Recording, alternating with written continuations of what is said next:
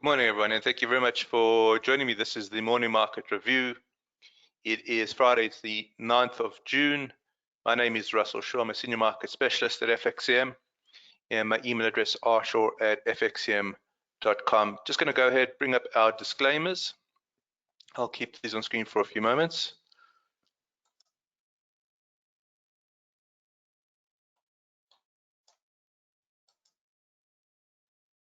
Hey, Howard, morning to you. Nice to have you in the webinar as always. Thank you, everyone, for signing in. It's been a very challenging week. We'll take a look at that in a moment. Let's just bring up our market commentaries disclaimer.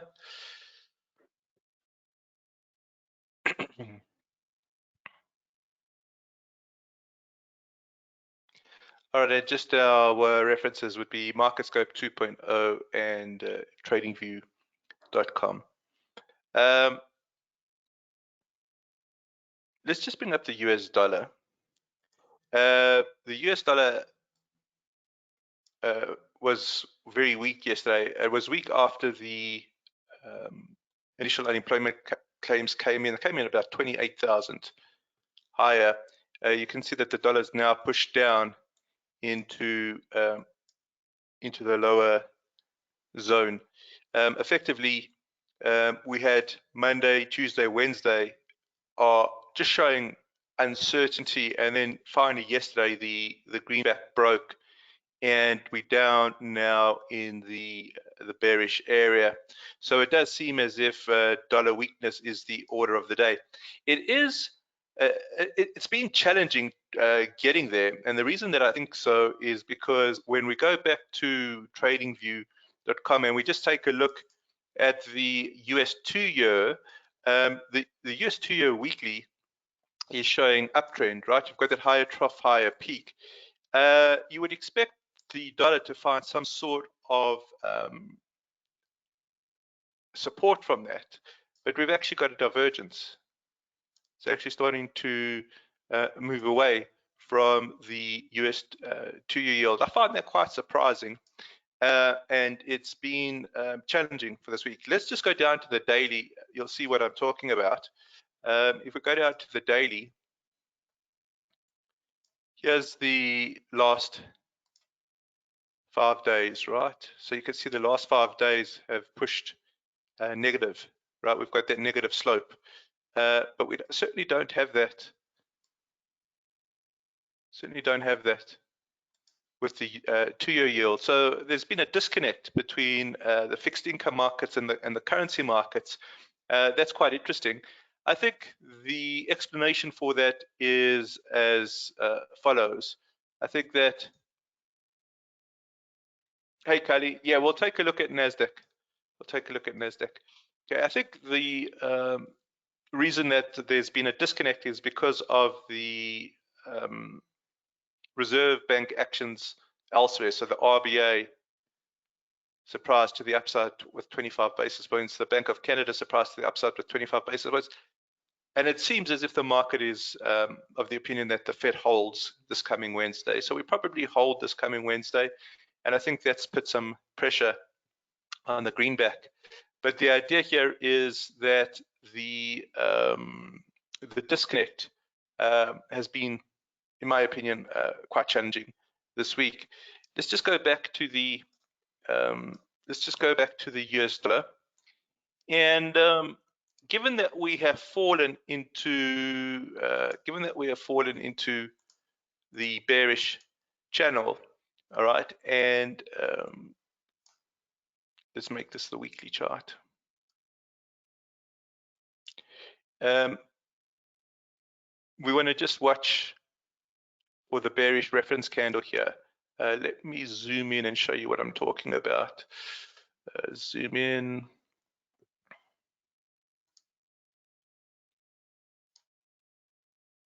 So it looks as if we're getting a bearish reference candle. We'll just have to see how we close today, because obviously the weekly candle is only going to complete at the end of trade today.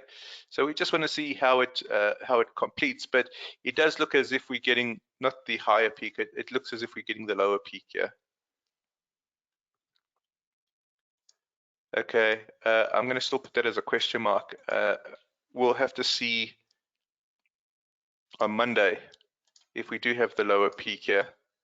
And then if we do have the lower peak here, then we have sideways consolidation, and that's tricky. Sideways consolidation be tricky. Okay, so there's a lot of, let's just get rid of the,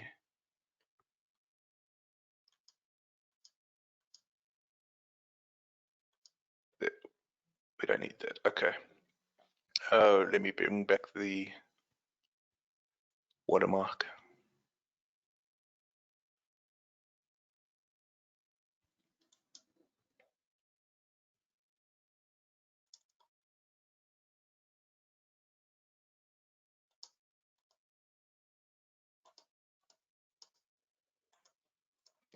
Okay, so here's the US dollar. All right. So the fact that we got this kind of movement,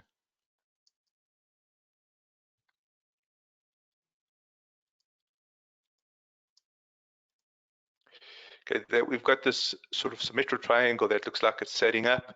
We've got the dollar now moving towards the lower quintile. Maybe we can get some sort of cooperation here. It does look as if it's starting to cross to the downside. I'd like to see the stochastic follow if we do get a bona fide cross of the trend following indicator. So I want to see the EMAs move to the downside. If we get that movement to the downside, the stochastic to follow, and hopefully just to end off the week a little bit of cooperation, because personally just found the week quite challenging with the dollar direction. All right. Cully's asked for the Nasdaq, so let's take a look at the Nasdaq next, and what we'll do is we'll start with a top-down analysis here, Cully. So start with the weekly chart, and yes, it is overbought. Okay, so you've got the RSI above 80 now. It's on the weekly chart. That's challenging when you get an overbought or an oversold condition on the weekly chart, because the timing is difficult on a weekly chart, because it can take a number of weeks for the overbought or the oversold condition to clear. I'm of the opinion that we're going to need to clear here. Okay, I don't think that we can stay in the overbought condition for very long. The longer we stay in that overbought, the more speculative, the more risky the trade in the Nasdaq becomes. Okay, so you can see if we just go back here. Okay, let's make this red. It corrects. If we go back here, let's make this red. I must set it as the default. It shows correction. So here is where it gets tricky. Take a look at this one, Kelly. It does pull back, okay, but it takes a couple of weeks, but not more than a couple. It takes a few weeks, several weeks, before we get the pullback. I wonder if perhaps that's what we're seeing here. It does look overbought. There was an overbought condition on the daily. That's cleared. Okay, the overbought condition on the daily is cleared, but the longer term risk reward here is still skewed. Let me show you something that's very interesting on let's work with the Nasdaq, and then we'll work on the S&P. Let's go back to Trading View, and what we're going to do is we're going to bring in what's called the VXN, okay, which is effectively the volatility index for the Nasdaq. Okay, the VXN. Let's just bring that in, and I'm going to go through to the weekly chart here. And what I want to do here is add in an RSI.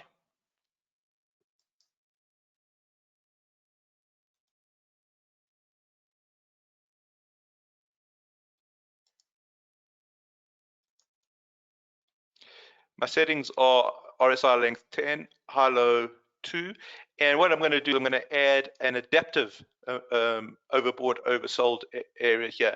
And the way we do that is we use Bollinger Bands.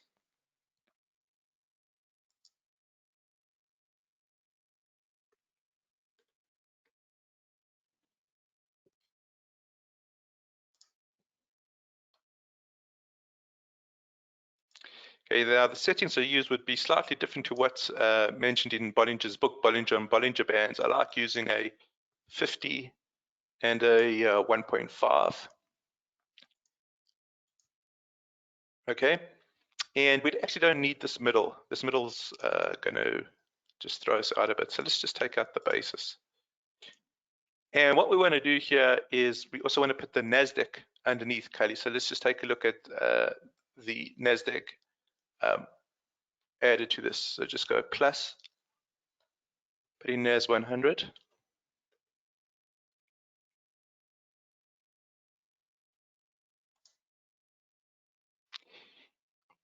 Okay, and what I want to do is make this logarithmic. All right, so it's not a perfect timing system, but when the RSI of the VXN goes oversold, it tends to lead into a few weeks of pullback. So there's a pullback. There's a pullback. Here we're still in pullback. Okay. Sorry, that's not what I want. It takes a few weeks, pullback. So every time we go oversold, it does tend to suggest that we're moving into an area where it's going to eventually become a pullback. Now, the reason behind that is the VXN and the VIX, we're going to look at the VIX in a moment, tends to operate contrarian-wise. When there is too much positivity, it's probably an element of complacency. And if we've got an element of complacency, that's probably when the market's going to surprise. Same thing when we are too fearful, when the RSI moves to an overbought, there's so much fear in the market, it's probably a good time to pick up some bargains. So the fact of the matter is, Kelly, we are sort of at the bottom end of the RSI. And if at the bottom end of the RSI on the weekly and the NASDAQ itself on the weekly is overbought, it makes me a little nervous in terms of the risk reward profile. I think that we can possibly still trade the NASDAQ to the long side, but you've got to understand you are taking on a whole lot of risk when you do that. Let's just take a look, similar analysis with the SPX. Okay, if there's any questions, go ahead and type those in. But let's just take a similar look at the SPX, and the SPX is S&P 500, and the S&P 500 we use the VIX. The options are here we go.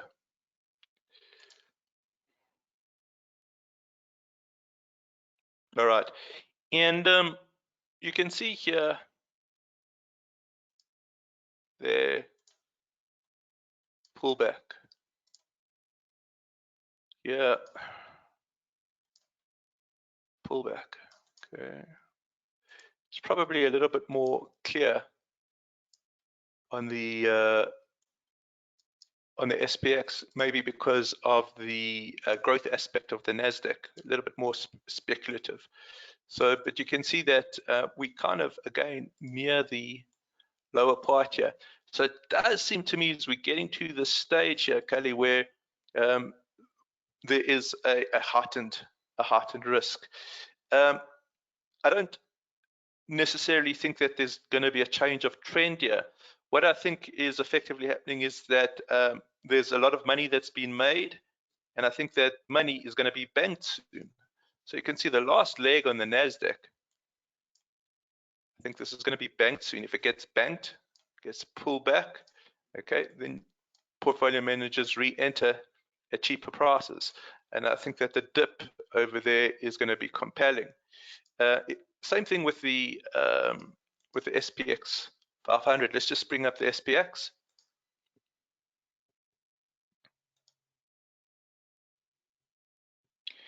I like the way the SPX has developed. One of the ways that we can look at SPX is using Stan Weinstein's distribution pattern. Here's a distribution into markdown, into accumulation. Looks like we've gone into mark up. And what we can do is we can add in a 30-week moving average here. Let's just do that.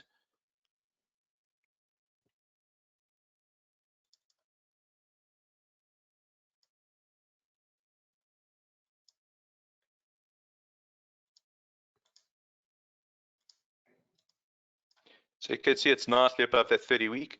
And whilst we're not nearly as top heavy on the S&P 500 as we are on the NASDAQ, NASDAQ can lead the other beg your pardon, the NASDAQ can lead the other indexes. So not quite as skewed in terms of the risk reward profile, but just bear in mind if the NASDAQ is going to correct, just keep an eye on sort of a spread of that to the other indexes. But you can see that by and large, any sort of pullback here towards, say, the 30-week moving average, let's make this a bit thicker, I think would be quite interesting. And a typical dip in an uptrend. So that is going to be very interesting to see how this plays out. Let's just take a look at DAX before we sign off for this morning.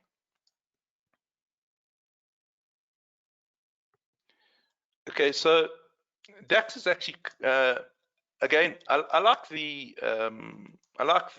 chart. I like the fact that it's over the 30-week moving average. I like the fact that the 30-week moving average is moving up.